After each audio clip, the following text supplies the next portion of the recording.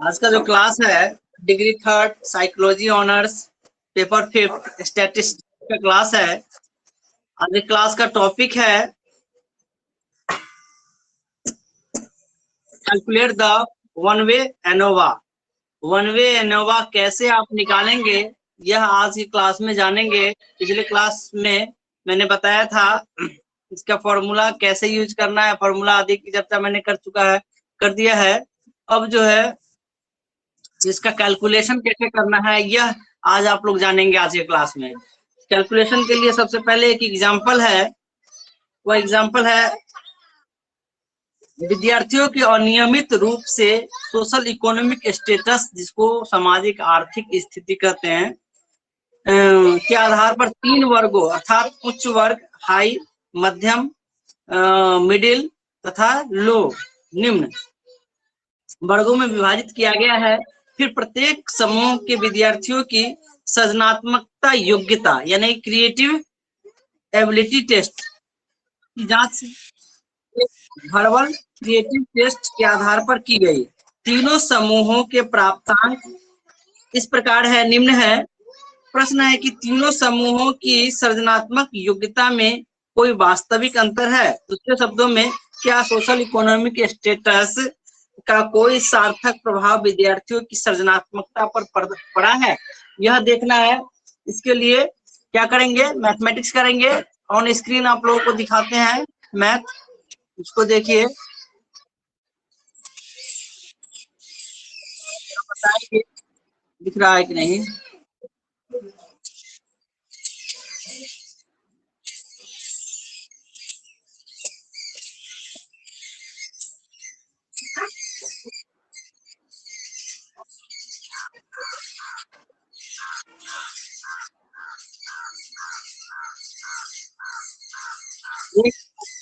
का आवाज रहा है, अनिका आवाज को थोड़ा बंद करो। दिख रहा है स्क्रीन पे? नहीं सर, नहीं दिख, नहीं जी सर। दिख गया? हाँ ओके ठीक है। तो आज का एग्जाम्पल है ये वन वे एनोवा का, ये एग्जाम्पल है, को आप लोग पढ़ लीजिएगा।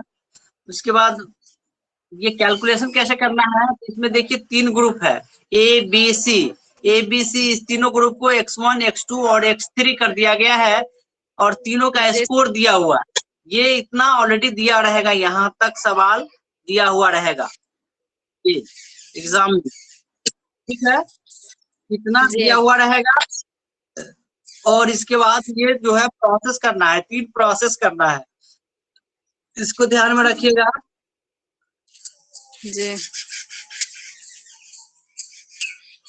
और इसमें देखिए x1 का स्कोर जो है वो 7, 6, 5, 7, 8, 9, 6, 6 और x2 का स्कोर है 4, 5, 3, 5, 5, 4, 3, 4। उसी तरह x3 का है 3, 2, 2, 4, 2, 3, 1, 1। ये क्या करना है? सबको जोड़ देना है, ठीक है। जोड़ने के बाद सिग्मा x1 आ जाएगा 54, सिग्मा x2 आ जाएगा 33 और सिग्मा x3 आ जाएगा 18। अब ये निकल गया। अब इसको क्या करना है कि सबका स्क्वायर कर देना है, x1 का स्क्वायर, x2 का स्क्वायर, x3 का स्क्वायर। तो यहाँ पर x1 जो है 7 है, तो 7 का स्क्वायर करेंगे तो 49 हो गया। यहाँ पर 49 दे दिए, तो 36, 50, 25, 7, 49, 88, 64, 9, 81, 36, 36, ये हो गया। इसका टोटल ये सम सिग्मा x1 स्क्वायर बराबर तो 376 आया यहाँ। उस तरह से x2 का स्क्वायर कर दे, 4 16, 50, 25, 3 3 9, 50, 25, 50, 25, 4 16, 3 3 9, 4 16, ये टोटल हो गया। इसका सिग्मा x2 स्क्वायर निकाल करेंगे तो 141 आया। अब जो है तीसरा इसी तरह से कर देना है, 3 3 9, 2 2 4, 2 2 4, 4 16, 2 2 4, 3 3 9, 1 1 1, 1 1 1। ये टोटल का काउंट करेंगे तो सिग्मा x3 स्क्वायर बराबर हो जाएगा 48। ये तीनों इसको काउंट कर लेना है, तो ये क्या निकलेगा? स्क्वायर्स, ठीक है। तो ये 3 प्रोसेस करना पड़ा है और 3 ऑलरेडी मैथमेटिक्स दिया हुआ है। यहाँ तक समझने में कोई दिक्कत नहीं ना है? सबको जोड़ लेना है नीचे में। सिग्मा ऊपर में जो है सिग्मा एक्स 1 का स्क्वायर है तो सिग्मा x1 टोटल जोड़ लेना है, सिग्मा x2 का स्क्वायर बराबर टोटल जोड़ लेना है, सिग्मा x3 का स्क्वायर बराबर टोटल जोड़ करके लिख देना है नीचे में। इधर सिग्मा x को टोटल कर देना है, सिग्मा x2 को सिग्मा x3 को टोटल को करेंगे। उसके बाद नेक्स्ट पेज पर चलते हैं। आए कौन है रे? चलो उधर करो पढ़ा रहे इसका। अब यहाँ पर n निकालना है। सबसे पहले n, यहाँ देखेंगे n बराबर हो गया n1 plus n2 plus n3 और जितना रहेगा प्लस इनफाइनाइट तक होगा। ठीक है, यहाँ पर 3 ग्रुप है इसलिए तीनों का जो n है वो काउंट करेंगे। इधर देखेंगे तो ये तीनों का है 1 2 3 4 5 6 7 8 आया, यानी कि इसका भी 8 है, इसका भी 8 है और इसका भी 8 है। काउंट करने पर 1 2 करके 1 2 ऐसे करके काउंट करने पर ये 8 आता है। तो n बराबर x1 का n भी 8 है, दूसरे का भी, तीसरे का भी, तीनों का जो है वो 8 8 ही है। तो यहाँ पर 8 प्लस 8 टोटल n बराबर कितना हो गया? 24। ठीक है, उस तरह से सिग्मा x बराबर sigma x1 plus sigma x2 plus sigma x3। अब तीनों को जोड़ देंगे तब सिग्मा x1 जो है वो 54 है, सिग्मा x2 जो है 33 है, सिग्मा x3 जो है वो 18 है। तो टोटल को काउंट करेंगे तो कितना आ गया?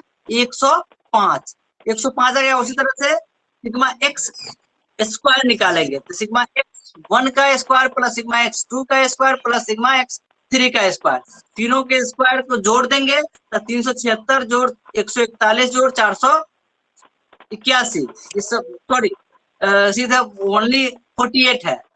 376 141 प्लस 48 तो ये टोटल आ गया 565।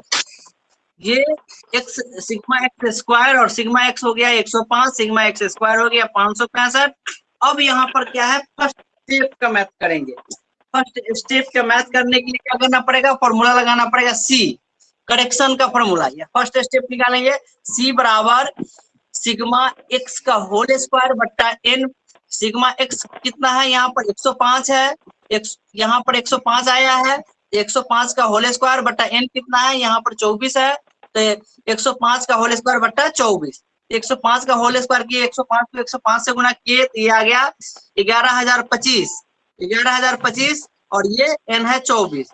11025 में 24 से भाग दिए तो ये आ गया 459.38। 459.38 क्या हुआ?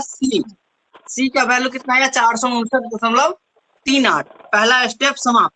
अब दूसरा स्टेप जो है उसमें TSS निकालना है, यानी कि टोटल सम ऑफ स्क्वायर निकालना है। तो TSS total sum of square, अब फॉर्मूला में इसका डिटेल हम लिख दिए है। TSS बराबर होता है sigma x square minus c।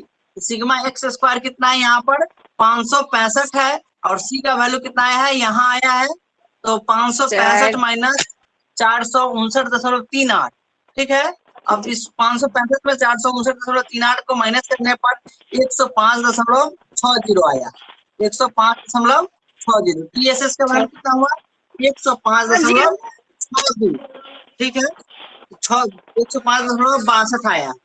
अब आगे बढ़ेंगे स्टेप 3। स्टेप 3 निकालने के लिए क्या करना पड़ेगा?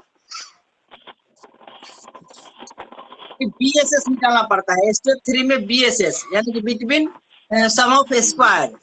ठीक है, अब इसके लिए फॉर्मूला है सिग्मा 1 का होल स्क्वायर बट्टा n1 प्लस सिग्मा x2 का होल स्क्वायर बट्टा n2 प्लस सिग्मा x3 का होल स्क्वायर बट्टा n3 माइनस c। यहाँ पर c है माइनस c। अब यहाँ पर है सिग्मा x1 जो है वो 54 है, 54 का होल स्क्वायर बट्टा 8, फिर 33 का होल स्क्वायर बट्टा 8। और यहाँ पर आप देख लेंगे 54 33 18 ये सब दिया हुआ है, सबका होल स्क्वायर बट्टा 8 8 करेंगे माइनस ये c का वैल्यू है 459.38। 459.38 माइनस करेंगे। अब सबको स्क्वायर करके बट्टे 8 यानी 2916/8 1089/8 24/8। अभी बड़ा माइनस ये माइनस इतना c का जो वैल्यू है वो लगा देंगे 459.38। अब नेक्स्ट पेज पर चलते हैं। अब जो है अगला पेज में क्या है कि उसको भाग दिए तो इसका भागफल आया 364.5, इसका आया 136.13, और इसका आया 40.5। सबको जोड़ देंगे और माइनस सी का वैल्यू माइनस कर देंगे। सबको जोड़ने पर ये आ गया 541.13 और माइनस सी का वैल्यू है 459.38। अब इसको माइनस किए तो ये कितना आया, BSS का वैल्यू 81.75, 81.75 BSS का वैल्यू आ गया। अब जो है स्टेप 4 यानी कि चौथा स्टेप काउंट करेंगे। चौथा स्टेप निकालने के लिए क्या करना पड़ता है, WSS निकालना पड़ता है, within sum of square. WSS का फुल फॉर्म होता है within sum of square. तो within sum of square निकालने के लिए क्या करना पड़ेगा, इसके लिए फॉर्मूला अप्लाई करेंगे। फॉर्मूला इसका है सिग्मा x1 का स्क्वायर माइनस सिग्मा x1 का होल स्क्वायर बट्टा n1, फिर प्लस सिग्मा x2 का स्क्वायर माइनस सिग्मा x2 का होल स्क्वायर बट्टा n2, प्लस सिग्मा x3 का स्क्वायर माइनस सिग्मा x3 का होल स्क्वायर बट्टा n3। अब इस फॉर्मूला पर सबको सेट कर देंगे तो 376 माइनस 54 का होल स्क्वायर बट्टा 8 प्लस 141 माइनस 33 का होल स्क्वायर बट्टा 8 प्लस 48 माइनस 18 का होल स्क्वायर बट्टा 8। अब इसको 376 माइनस इसको 54 का स्क्वायर किया तो 2916 बट्टा 8 प्लस 141 माइनस 1089 बट्टा 8 प्लस 48 माइनस 324 बट्टा 8। अब इसको फिर क्या करेंगे कि 376 माइनस इसका जो भागफल आया उसको माइनस करेंगे 364.5, फिर प्लस 141 माइनस 136.13 प्लस 48 माइनस 40.5। अब इस सबको माइनस किए तो 11.5 प्लस 4.87 प्लस 7.5, ये टोटल कितना आया, WSS का वैल्यू 23.87। अब 23.87 इसका वैल्यू आ गया। अब जो है क्या करेंगे, चेक करेंगे कि यहाँ तक जो मैंने मैथमेटिक्स यहाँ तक जो मैंने किया है वो सही है या नहीं है। नहीं कहीं गलत होगा तो फिर से चेक करना पड़ेगा कहाँ गलती हुई। यदि सही है तो वहां पर जो है वो क्लियर हो जाएगा, उसके अगला प्रोसेस करेंगे। इसकी जांच करने के लिए कौन सा फॉर्मूला अप्लाई करना है, TSS बराबर BSS प्लस WSS, यानी कि TSS का वैल्यू 105 दशमलव समथिंग है, 105.62 है, उसके बराबर BSS प्लस WSS को वैल्यू को जोड़ेंगे तो 105.62 ही आना चाहिए, तब सवाल सही है। अब यहाँ पर 105.62 बराबर 81.75 प्लस 23.87, 81.75 प्लस 23.87 को जोड़ने पर यह भी आता है 105.62 और ऑलरेडी TSS का वैल्यू 105.62, दोनों बराबर मिल गया तो यहाँ पर लिख देंगे चेक, यानी कि सवाल सही है। यहाँ तक जो सवाल बनाए हैं वो कंप्लीटली सही है। आगे इसको देखेंगे, अगला प्रोसेस में चलेंगे।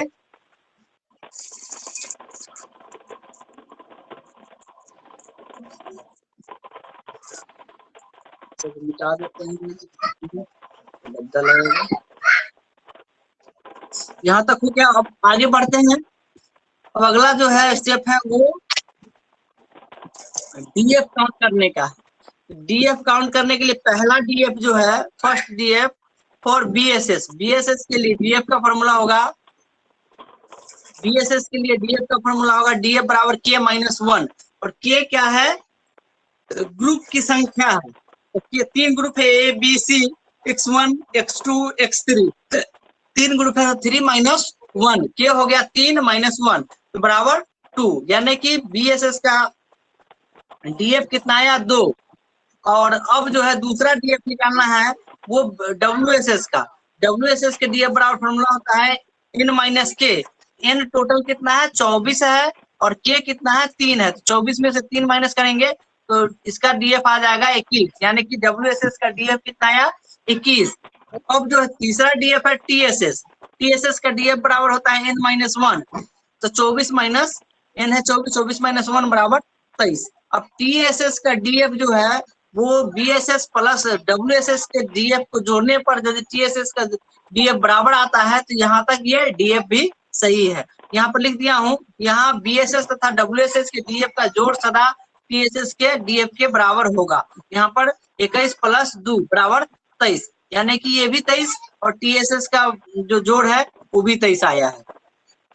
करने का मतलब है ये भी 23 है और यहाँ पर भी 23 आया है। ठीक है, दोनों जगह 23 है, इसका मतलब यहाँ तक सवाल आपका सही है। अब जो है अगला प्रोसेस क्या करना है वो देख लीजिए। अगला प्रोसेस निकालना है summary of analysis of variance. ये बहुत इंपॉर्टेंट है सवाल के लिए। अब इसको निकालने के लिए क्या करेंगे, ये फॉर्मेट है, इस फॉर्मेट में एडजस्ट करना पड़ेगा। फॉर्मेट बनाने के लिए 1 2 3 4 5 6 कॉलम बनाना पड़ेगा और 1 2 3 4 रो। फर्स्ट रो में लिखना है square of variance, sorry source of variance, source of variance, source of variance निकालेंगे। तो सोर्स ऑफ वेरिएंस हो गया BSS, WSS और TSS, ये सोर्स ऑफ वेरिएंस हो गया। उसके बाद दूसरे कॉलम में लिखना है sum of square. Sum of square में कि BSS का वैल्यू कितना आया है 81.75 और WSS का वैल्यू कितना आया है 23.87 और TSS का वैल्यू है 105.62। ये आप देखेंगे सवाल में, वहां मिल जाएगा पीछे में, वहां जाकर के देखेंगे। अब जो है DF भी लिखेंगे।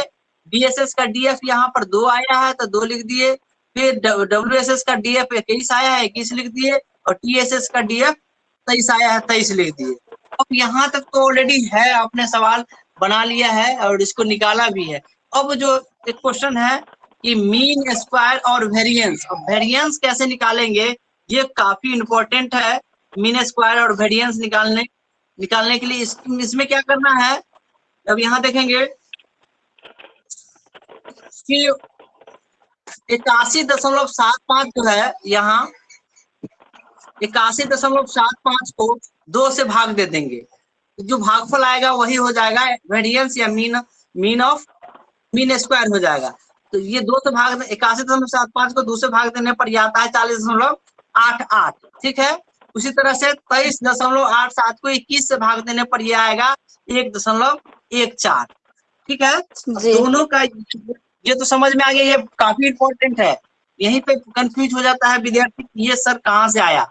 तो इसके लिए मैंने बताया कि सम ऑफ स्क्वायर को DF से भाग देने पर जो भागफल आएगा वही लिखाएगा मीन स्क्वायर में। तो दो ही का निकालना है, तीसरे का निकालना नहीं है, TSS का नहीं निकालना पड़ता है, 2 ही का निकालना है। जो जिसका वैल्यू ज्यादा आएगा उसको लार्जर वेरिएंस कहा जाएगा, जिसका कम आएगा उसको स्मॉलर वेरिएंस कहा जाता है। दूसरे अर्थों में वेरिएंस फॉर BSS और वेरिएंस फॉर WSS भी कह सकते हैं। उसके बाद यहाँ तक सवाल आपका कंप्लीट हो गया है। अब निकालना है F और P। F निकालने के लिए यहाँ फॉर्मूला देखेंगे, इसको मिटा देता हूँ, अच्छा रहेगा।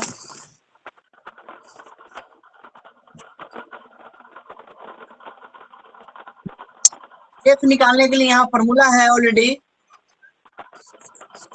ये F बराबर वेरिएंस फॉर BSS और बट्टे वेरिएंस फॉर WSS, ये फॉर्मूला है। तो ये वेरिएंस ऑफ BSS है 40.88, यहाँ ऑलरेडी निकला हुआ है इसको। अब बट्टे वेरिएंस फॉर WSS यहाँ देखिए और BSS यहाँ देखिए। इसका जो ये वेरिएंस है 1.14 है, 1.14 से भाग दे दिए, ये कितना है 35.86। इसका F का वैल्यू कितना है 35.86। यहाँ पर देखिए ऑलरेडी लिख दिया हूँ F बराबर 35.86। ठीक है, अब जो है इसका क्या निकालेंगे, डिग्री ऑफ फ्रीडम, सिग्निफिकेशन की जांच करेंगे। तो ये क्या कहते हैं, टेबल से इसकी जांच होती है। तो ये आता है P बराबर 0.01 लेवल पर, यानी कि सिग्निफिकेंट इवन एट 0.01 स्तर पर होगा, 1 लेवल पर। यहाँ पर मैं लिख दिया हूँ, इसको आप लोग देखेंगे, फिर इसको मैं समझाऊंगा नेक्स्ट क्लास में अच्छे से। अभी मैं बता रहा हूँ फिर आगे।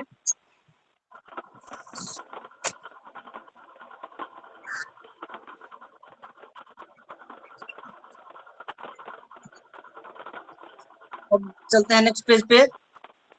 अब यहाँ पर लेवल ऑफ सिग्निफिकेंस जो निकाले हैं, इसको कैसे हम लोग लिखेंगे यह देख लीजिए। यहाँ पर है टेबल W देखने से पता चलता है कि बड़े माध्य वर्ग यानी कि वेरिएंस फॉर BSS के 2 DF पर तथा छोटे माध्य वर्ग वेरिएंस फॉर WSS के लिए 21 DF पर F को 0.05 तथा 0.01 स्तर पर सार्थक होने के लिए क्रमशः 3.47 तथा 5.75 होना चाहिए।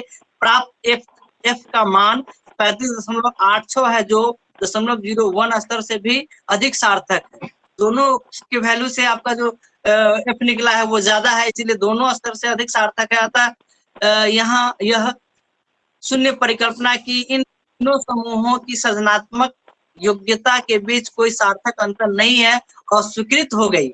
यानी कि इसलिए निष्कर्ष स्वरूप यह कहा जा सकता है कि दोनों समूहों के सृजनात्मक योग्यता में वास्तविक अंतर है, अर्थात सृजनात्मक योग्यता पर सोशल इकोनॉमिक स्टेटस का सार्थक प्रभाव पड़ा है। ये हम फाइनली लिखेंगे, ठीक है। चलते हैं थोड़ा यहाँ। तो इसमें कहीं आप लोगों को कोई दिक्कत हुआ?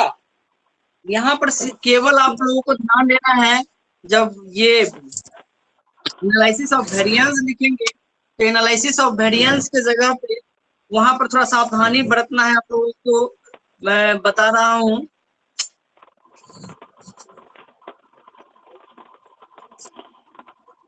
कि मीन स्क्वायर या फिर वेरिएंस ये निकालने के लिए मैं यहाँ पर वैसे ऊपर में मैं लिख भी दिया हूँ, आप देखेंगे उसको गौर से, और स्टडी मटेरियल से आप उसको अपलोड कर लेंगे तो ज्यादा समझ में आएगा। तो यहाँ पर सम ऑफ स्क्वायर बटा DF, सम ऑफ स्क्वायर जो है BSS का सम ऑफ स्क्वायर और WSS का सम ऑफ स्क्वायर में BSS का DF और WSS के DF से भाग देने पर ये मीन स्क्वायर और वेरिएंस, यानी कि वेरिएंस या मीन स्क्वायर आप आसानी से निकाल सकते हैं। अब इसको निकालने के लिए मैंने बताया कि इसका जो है BSS का जो मीन स्क्वायर है वो 40.88 है, उसमें 1.44 से भाग दे दिए तो ये F जो है 35.886 आ गया। और इसके लिए DF के लिए मैंने निष्कर्ष स्वरूप लिखाया कि उसमें क्वेश्चन जो था कि क्या ये क्या कहते हैं सामाजिक आर्थिक स्थिति पर सृजनात्मकता का कोई प्रभाव पड़ता है, यह देखने के लिए तो निष्कर्ष स्वरूप मैंने लिखा है। इसलिए निष्कर्ष स्वरूप यह कहा जा सकता है कि तीनों समूहों की सृजनात्मक योग्यता में वास्तविक अंतर है, अर्थात सृजनात्मक योग्यता पर सोशल इकोनॉमिक स्टेटस का सार्थक प्रभाव पड़ता है। अब जो जिसका सामाजिक आर्थिक स्थिति कमजोर रहेगा उसमें क्रिएटिविटी माइंड कहाँ से आएगा, क्योंकि क्रिएटिविटी माइंड के लिए पौष्टिक आहार की आवश्यकता होती है, उस तरह के वातावरण में उसको रखने की आवश्यकता होती है, तब क्रिएटिव माइंड डेवलप होता है। तो जैसे ही उसको उस तरह का व्यवस्था नहीं मिलेगा तो उसका क्रिएटिव माइंड डेवलप नहीं होगा। तो आज क्लास में आप लोगों ने यही जाना, आशा है कि अच्छे से आप लोग समझे होंगे।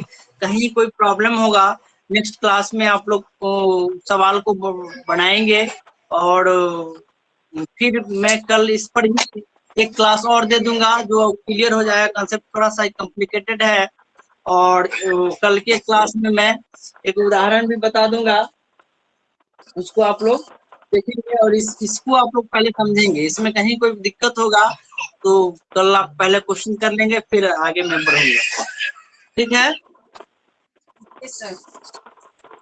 ओके, रखते हैं। और स्टडी मटेरियल में जा करके आप इसको अपलोड कर लीजिएगा और वहां से आप इसको अपने नोटबुक में नोट करिएगा, क्योंकि ये काफी इम्पोर्टेंट है। ये आपको PG में भी पढ़ना पड़ेगा, अच्छे से पढ़ लेंगे तो आगे भी काम आएगा। धन्यवाद। क्लास यहीं पे समाप्त करता हूँ।